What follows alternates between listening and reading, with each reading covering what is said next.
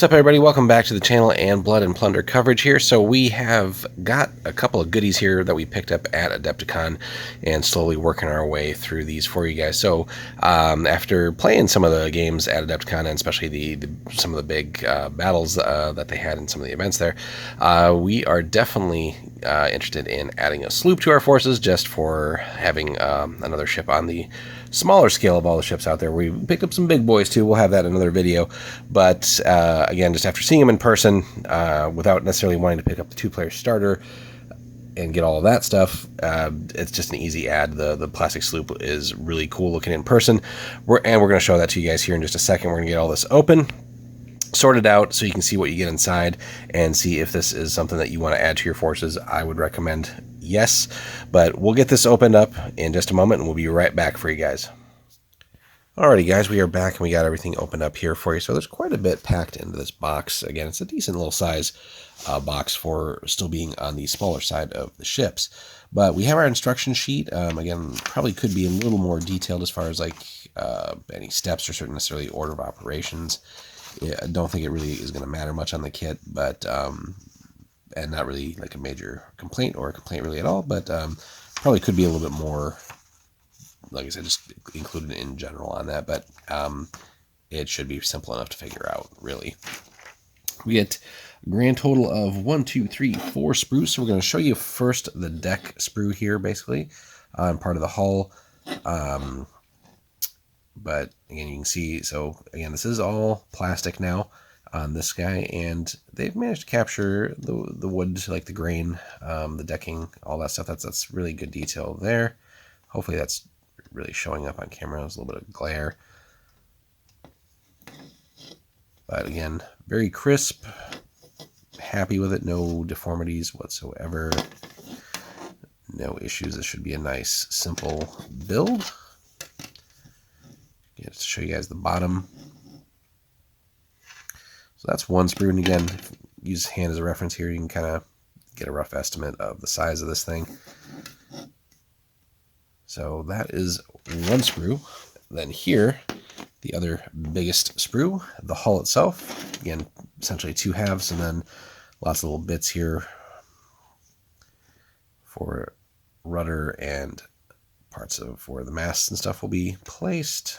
Some of the forward areas as well. Cannon ports. So again, gives you an idea of, again, roughly the length of the ship as well. But again, gorgeous detail. No major issues as far as we can spot. A little bit of cleanup work, of course, but nothing horrible. No miscasts either. So for Firelock getting into plastics, this is definitely a good first step. Again, we've also picked up a lot of the plastic units as well. So check out our cavalry video there. Good stuff. We actually have our unit built now. Just waiting for the weather to cooperate a little bit. We're going to do some priming here, especially with this. So then we move on to sprue number 3. And this is going to be a lot of the masts and rigging here. Again, main mast is pretty long. It's actually not it. Here we go. But pretty beefy. And again, gorgeous detail on all these other little components. Love the lamp here as well. Anchor, and we'll flip this over for you guys too, so you can see all the detail. Aft windows. So it's going to be a little bit of work to get this assembled, but should be a hell of a lot of fun.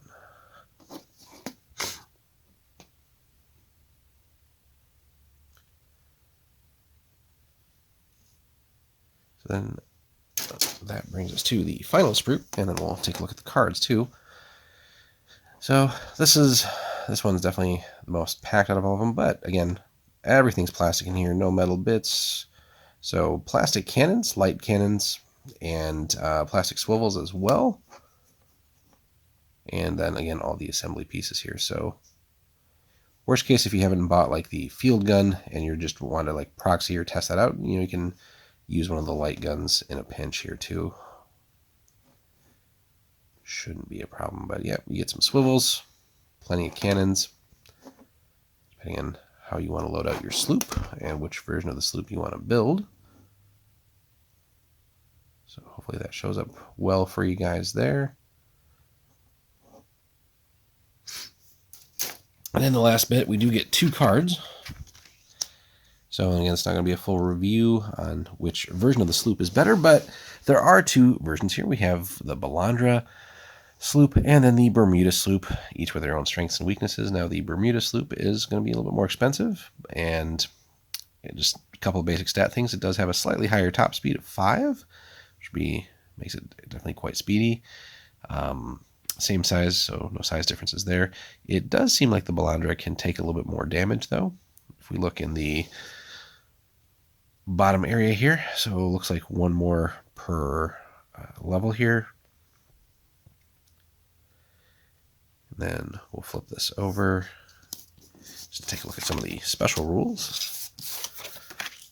And at some point, we'll probably pick up a second one. So whatever version we build now, we'll probably build the other one later. But just running down here real quick. So top speed, again, the Bermuda sloop at 5 there, windward, -1, turn 4, draft 5 and 6 respectively. Same size again, cannon loadout that you can have, and then swivels as well. They both have lightly built, so no differences there. Now the Balandra does have a fore and aft rig, as you can see. Again, we're not going to dive into the rules and all the minutiae of that. We're just going to be pretty quick and basic here. Hybrid rig on the Bermuda sloop. But basically, if you're not going top speed, you'll treat it as fore and aft rig. So still good to have that referenced in the Balandra card. They both have shallow draft, another cool ability there. Both have the simple rig rule, and then there is a penalty though when taking a shoe test at their rigging. So in other words, it's a little bit harder to, I think, shoot at them as far as their rigging goes. They both have a set of upgrades too. Now the Balandra does have 3 different upgrades, but they both have the reinforced bulkheads rule. It seems to cost more on the Bermuda sloop, but basically without that you won't have your troops in hard cover, but with this you can essentially acquire hard cover. So because certainly if a bigger ship rolls by and starts blasting away with significantly more guns and more people crewing them, it's pretty easy to sweep some of these lighter ships pretty much clean. So getting hard cover is definitely going to be worthwhile. They both have the ability to get sweeps 2. Now again, this one is more expensive on the Balandra, costing you 3, whereas it only costs 1 on the Bermuda sloop. And then the Balandra finally has 1 other ability, and that's to add topsail, which then lets it have the box haul advanced maneuver. So you have that as a potential option there. But again, which one is better? Well, we're not going to get into that right now. They each have their own uses, and honestly, you can't go wrong having a sloop of some sort in either case.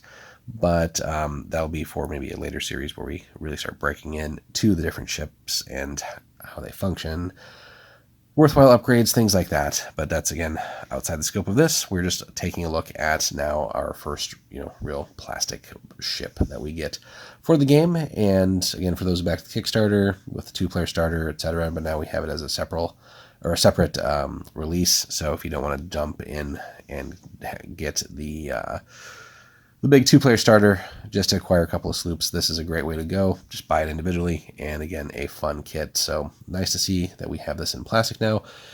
Be interesting to see, though, also if Firelock wants to venture into doing some of the other styles of ship that they have currently and create more plastic. I know obviously there were a lot of issues with Kickstarter, some certainly outside their control given the time that it was created, but again, we won't jump into all that here.